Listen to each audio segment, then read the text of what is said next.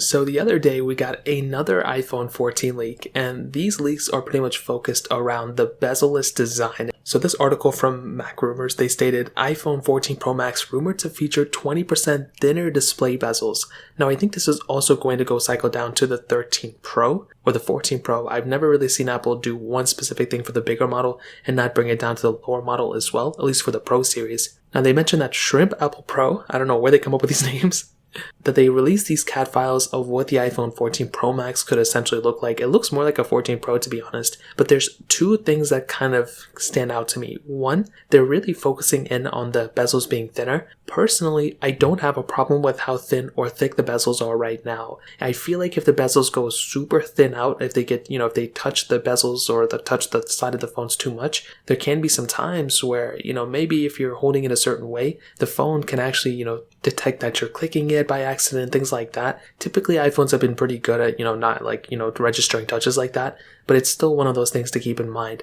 But something a little bit more interesting to me was that the camera bezel, the camera that sticks out, that protrudes, it's crazy how much that iPhone camera protrudes that much. I mean, I'm looking at my 13 Pro right now, and these cameras are big too, but they don't really stick out. I mean, they stick out a lot, but I do have a case on it, so it doesn't really, feel that much bigger. But when I'm looking at these CAD models, it's actually pretty insane to me how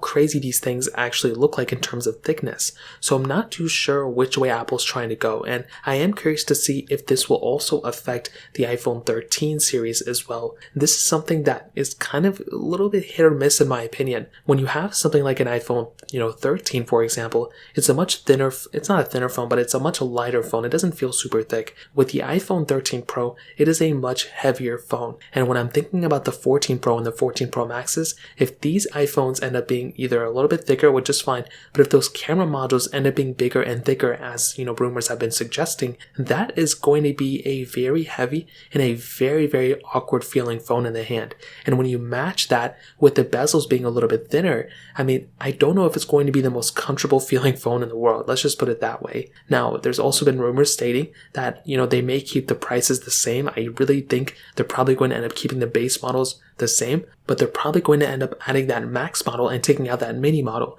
So it's going to be iPhone 14, 14 Max, then iPhone 14 Pro, and iPhone 14 Pro Max. And if that also ends up being the case, then we're going to be in another situation where the iPhone 14, for example, is the same price as before, but now we're getting another higher end model for the 14 base model series. They're cutting out that cheaper end model, and so the entry level for an iPhone 14 is going to be more expensive than the entry level of an iPhone 13, which started with the 13 mini. So there's a lot of different things at play here. I mean, I hope it gets a little bit better, but I guess we'll see what happens in the future. If you have any other questions or anything, let me know in the comment section below. Hit the like button, that would mean so much, but definitely hit that subscribe button. More importantly than everything else, I love every single one of you guys. Hopefully I'll catch you guys in the next video. Peace out till then.